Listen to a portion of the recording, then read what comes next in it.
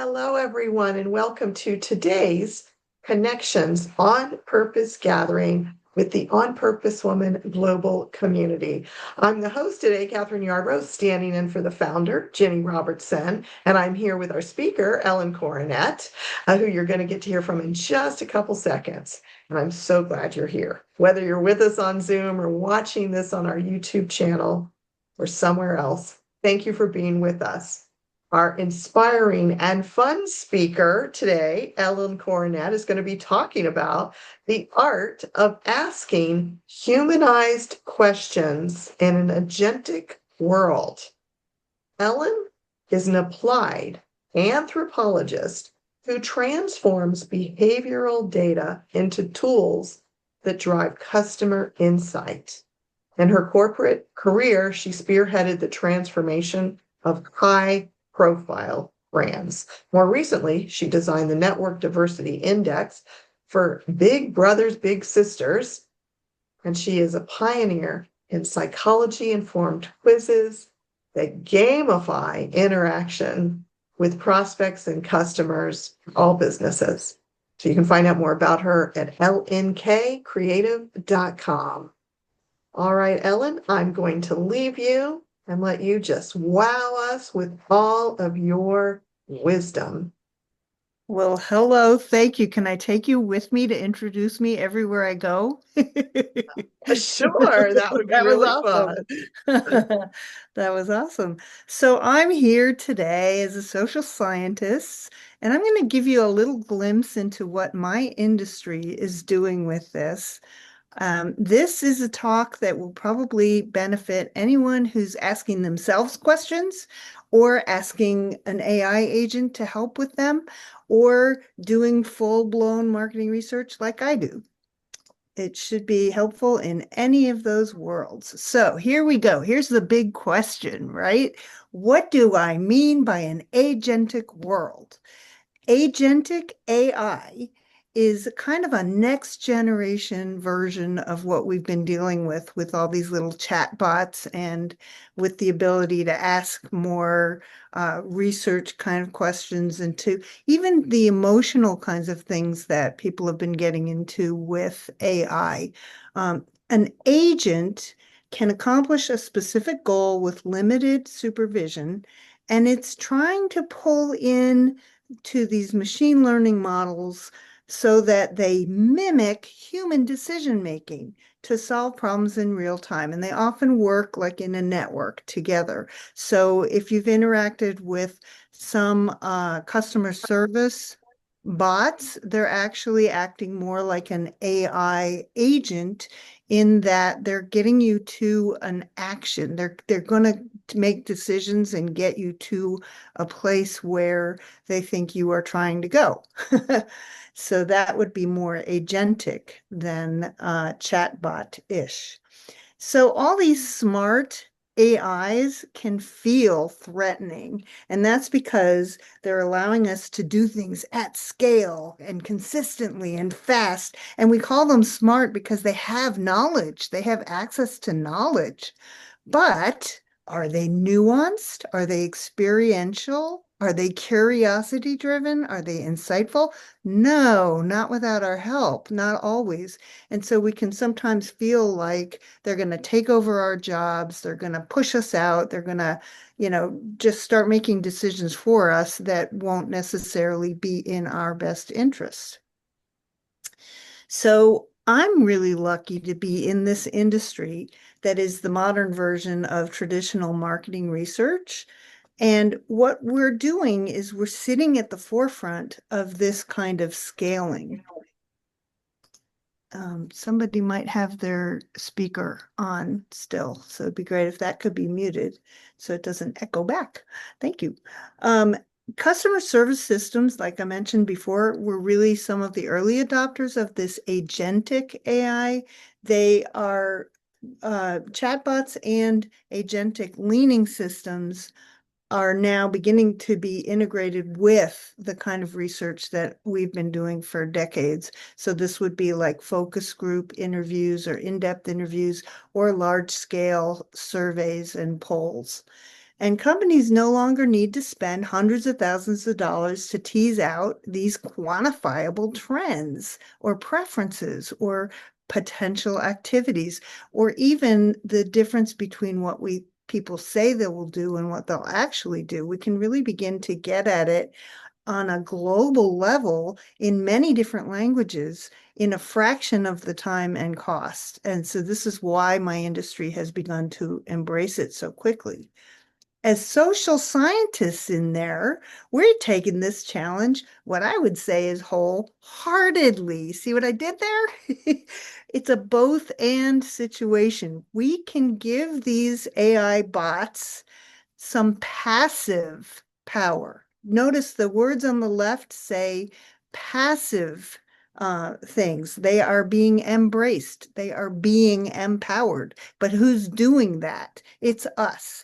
And we can challenge them, we can guide them, and we can interpret. We do not need to disappear. We do not need to get pushed out. And we're going to make the whole experience better for everybody if we keep in mind that this is how it's going to work. So here's kind of an example of when I did my own little chatbot search on the difference between chatbots and agentic AI. What I came up with is this company that does actually, and I did it through Google, and Google gave me a reference, which I appreciated very much. This is a company that does customer service systems. So what they say is a simple chatbot is reactive. It's waiting for a prompt and providing a pre-programmed or generated response. And everybody's going to get the same response depending on whatever they asked. And whereas an agentic AI is proactive, capable of reasoning, planning, and executing multi-step workflows. So that's the key. They have workflows in place to achieve a specific goal. So the comparison that I then also found is a chatbot is kind of like a vending machine, right? It's reactive, it's less autonomous, it needs prompts, it needs scripts, it's short-term, session limited. It's going to give you your answers right there, and then it's going to go away and you're done. Unless you come back and you have an account and you want to keep asking it more questions, and then it learns more about you. But an agentic AI is more like a personal assistant. It's proactive because it can actually take an action. It's more autonomous. It can self-direct, and it's more long term. It's more likely to build on whatever it's learning and to send that information to another agent or another place in the system to do something else with it. Now let's put human people right there in the middle and let's see what we can get. Because with us in the mix, organizations are going to pivot and innovate to uncover needs and improvements much more quickly and efficiently than we've been able to do in the past. And that's because we in the middle here are more like a therapist. Okay. So you've got your vending machine, you've got your personal assistant. Don't you need a therapist in the mix too? Because instead of just reacting or being proactive, we're actually going to be more responsive. We're going to jump in the middle and listen and reflect and set intentions and help people through them. Instead of just being autonomous, less or more autonomous, we're actually going to be interactive, and we're going to learn more new possibilities from bouncing, even the nonverbal information that's going back and forth. And then the short term versus long term, now we're adding insight. We're going to compare and combine and really bring everything up to a whole new level. I'm working with one company in particular to make sure that the culture of the respondents and the language of the respondents and the personalities of the respondents are taken into account when the chat bot asks additional follow-up questions or pursues a line of thought. So there are ways that we can bring the human into the automation. And this is partly because, as social scientists, we are insisting on emotional intelligence and insight-driven curiosity. A computer is not ever going to be curious. We got to bring that to them. And what we're getting as a result is cost-effective and timely paths to understanding market dynamics in my world, and we're reaching many qualified people at once. We don't have to sit and wait for somebody to get on the phone or get on the computer and go back and forth and maybe this person qualifies, maybe this doesn't. It's all happening much more quickly. Hybrid conversations help prospects and customers feel seen and heard, which is really what we're all about. Because this system can actually respond with follow-up questions that are informed by us teaching it how to recognize certain cultural nuances and things like that. And then this last part is really kind of counterintuitive, but a well-written chat guide can make people think. And when I say think, I don't mean with your head. I mean, this actually gets us out of expected response syndrome. It's like, oh, that was a really good question. I never thought of it that way. That kind of thinking is what we want people to be able to do when we're interviewing them, and we're going to tap into more emotional responses. And what some of my colleagues are finding is that in the very sensitive areas that we used to have to do research very carefully, if you have an AI chat bot that's well informed and trained to interact in this more humanized way, it's allowing people to express themselves more candidly on vulnerable topics. And that's been very exciting. So this last little bit is the sort of tips and tricks that I'd like to give you, whether you're using AI or not. But anytime you go to ask a bigger question, so a small question would be, do you like the color blue? Yes or no? Okay. I'm not going to get much information back from that. And it's not necessarily going to be a realistic question. It may not fit in the context of what is going on in somebody's life. Why am I asking about blue? What has that got to do with them? So big questions are conversation starters, and this works both internally and externally. The bigger the question you ask yourself, and we have here in our community at On Purpose Woman today, we heard from Lita, and she tells fairy tale stories to our inner children. And I think that's just absolutely beautiful, because that's an exact example of asking yourself something bigger that's more open-ended and that allows you to let down your habitual answers and reflexes. And that brings more clarity if you're going internal, and it also brings you together in community if you're going external and you're beginning to see and hear people and respond and listen better.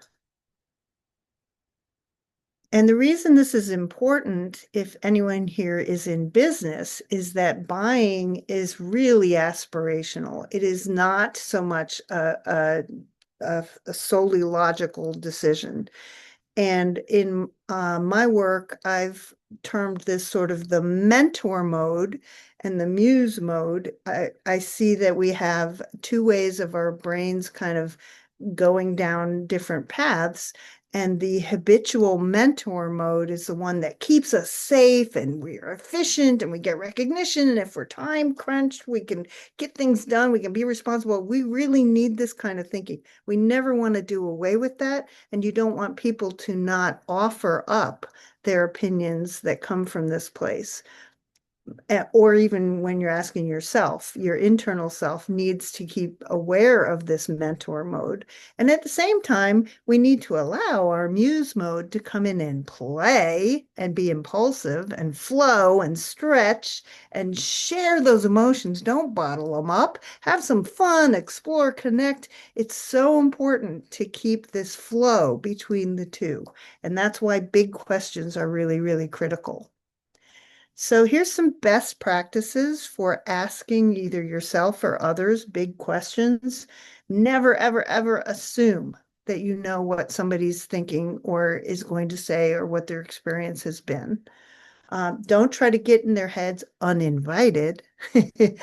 And avoid compound thoughts if you're doing it in kind of a survey format. Because if you ask, and I'm guilty of this all the time, I just the other day said to somebody, "Are you cold? Do you want a blanket?" And somehow the questions, one would have been yes and one would have been no, and she didn't know which one to answer. So you got to be careful not to do that. Use humor, use their own words. Always do some kind of exploratory listening before you go to ask a question to a large group of people.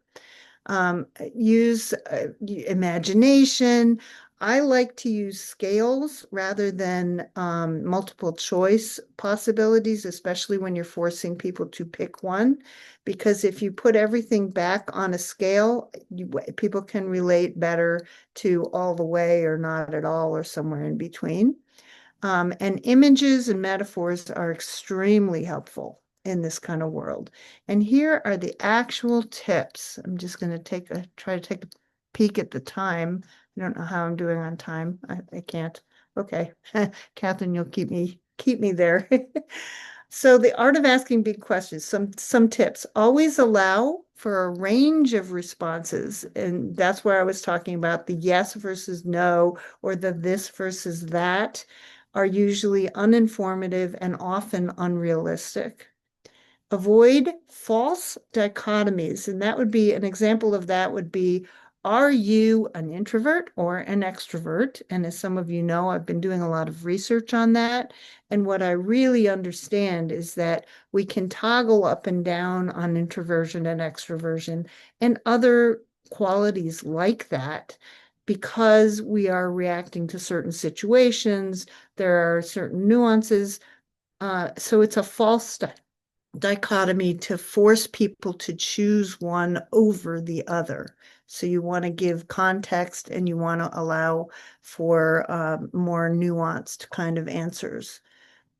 Be relatable. Don't put people in hypotheses or hypotheticalises.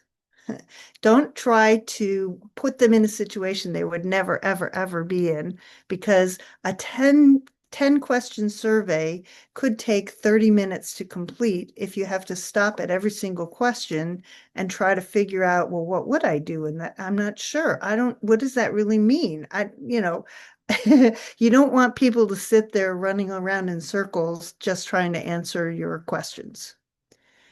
Narrow it down to real life choices. If you ask a very broad question, you're going to get more top of mind kind of answer. And this is true again when you go internally. If you ask yourself something, you'll get the first easy response. So you want to go for the deeper one. A dear colleague friend of mine gives the example of she asked me, "What's your favorite food?" And my answer was lasagna roll-ups. I love lasagna roll-ups. They're gooey, they're fun, they're easy. I can just freeze them, yum, yum. And then she said, "Well, what if it was your absolute last meal of your entire life? What would you order?" Now, that's a completely different question, isn't it? Because I would immediately go to sigara börek, a Turkish delight that I had as a child, and lamb chops and broccoli spears. And I mean, completely different from lasagna roll-ups. So you want to try to really come into a place where you're encouraging people to think beyond the immediate. Go for journalistic questions and allow for typing an answer, like an open-ended answer, or if you're speaking with them, allow them to say, or a video response in the case of an AI assisted interview. And this would be the who, where, when, why, maybe not the what so much, but those kinds of questions allow much more for digging deeper beyond the surface. And then there are techniques that we've developed over these many years called projective techniques and creative probes. Things like, what kind of car would you be if you were, driving from A to B? And laddering technique is where you just keep asking deeper and deeper and deeper. Why? Why? Why? Well, what would that mean? And just keep going deeper and deeper and deeper until you get to the real nugget of inspiration. And my part in all of this has been to refine these personality testing tools to help people feel seen and heard. So I'm doing more of an interchange than an interview, and applying that insight to the questions and follow-ups that then either an AI agent or a person can ask. So I'm all about gamifying because this is a humanizing strategy. Gamifying is when you allow both parties to play and you bring in the joyful component and you give them a challenge, and there's many different ways that we can gamify our interactions. And that magnifies the joy. It unboxes us from these very strict kind of, yes or no, either or choices and labels. And we're getting insight in both directions, and we're giving more meaning back to words like culture that have been washed down by all of the automation that's going on. So that brings me to you can actually try my Flexivert quiz, which I'm using to uh, both give you insight and also to learn more and more about how when we dichotomize these kinds of concepts and ideas, we see ourselves more and we allow ourselves to really get to what matters between brands and customers and between people and within ourselves. And, or if you'd like to chat, there's a 15-minute, 30-minute, or 45-minute option on my website. So hop on over. And that is all I have for you today. So thank you very, very much. Okay. Oh my goodness. Thank you so much, Ellen. Folks who are here with us on Zoom, take a moment and unmute yourself so we can give her some love, show her some love. I love the hearts. So go ahead and let's go. Woo and clap. Yay, Ellen. Oh my goodness. Thank you so much for sharing. Yes, we so appreciate your wisdom and heart and all your brilliance that you shared with us.